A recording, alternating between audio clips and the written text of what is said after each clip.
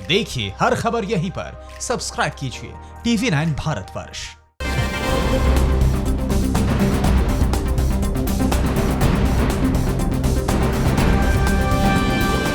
और जम्मू कश्मीर में सुरक्षा बलों ने पाकिस्तान की कौन सी बड़ी साजिश नाकाम कर दी। सोपोर में सीआरपीएफ की टीम पर आतंकी हमला हुआ जिसमें 2 जवान शहीद हुए और एक स्थानीय नागरिक की मौत हुई है। आतंकियों की तलाश में कहां चल रहा है सर्च ऑपरेशन। इसके अलावा उत्तराखंड में 4 धाम यात्रा की कैसी है तैयारी। ऐसी ही बड़ी खबरों के लिए देखिए टॉप 9 ट्रस्ट।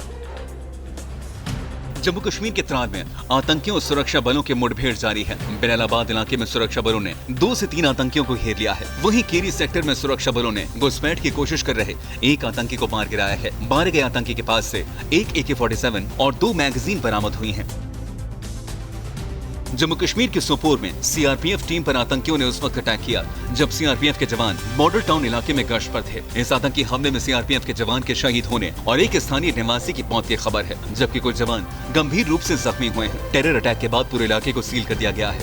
आतंकियों के लिए बड़े पैमाने पर सर्च ऑपरेशन चलाया जा रहा है। प्रधानमंत्री नरेंद्र मोदी ने देश को संबोधित करते हुए प्रधानमंत्री गरीब कल्याण अन्न योजना को नवंबर के आखिर तक जारी रखने का ऐलान किया है। इस योजना से देश के 80 करोड़ लोगों को हर महीने 5 किलो गेहूं या 5 किलो चावल के साथ 1 किलो चना मुफ्त दिया जाएगा। पिछले 3 महीने से चली आ रही इस योजना पर कुल 1.5 लाख करोड़ का खर्च आएगा। पीएम ने हर किसान और करदाताओं का भी आभार जताया।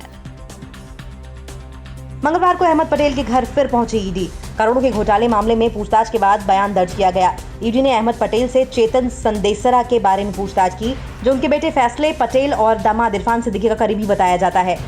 आरोप है कि संदेसरा घोटाला पीएनबी घोटाले से भी बड़ा है। स्टर्लिंग बायोटेक कंपनी लिमिटेड और संदेसरा ग्रुप के तीनों प्रमोटरों नितिन संदेसरा, चेतन संदेसरा और दीप्ति संदेसरा ने पहले तो फर्जी कंपनियां बनाई, कई बैंकों को करीब 14,500 करोड़ का चूना लगाया।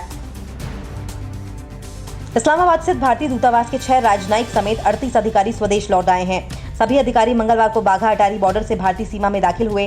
दरअसल भारत चीन में बढ़ते तनाव के बीच पाकिस्तान चीन का मोहरा बनता जा रहा है, जो भारत के विरुद्ध गतिविधि के लिए चीन को अपनी जमीन से लेकर एयर स्पेस तक मुहैया करा रहा है। ऐसे में बीते दिन भारत ने 2 पाकिस्तान अधिकारी को जासूसी के आरोप में पकड़ा था, जिसके बाद दोनों देशों के राजनयिकों की संख्या में कटौती की गई है। इस बीच पाकिस्तानी अधिकारी भी स्वदेश लौट गए हैं।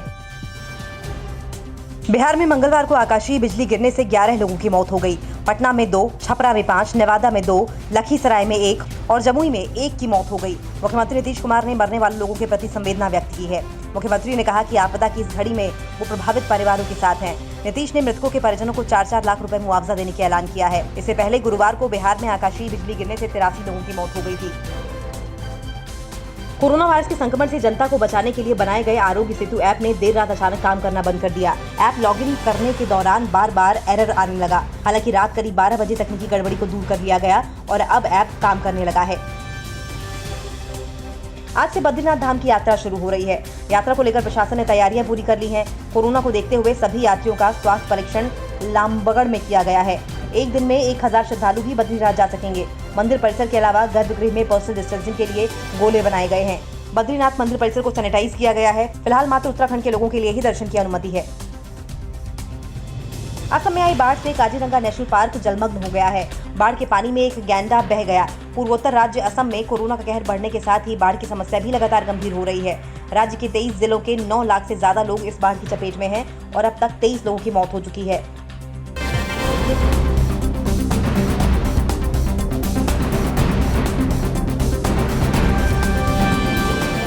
परवाह देश की, सोमवार से शुक्रवार रात 10 बजे TV9 भारतवर्ष पर।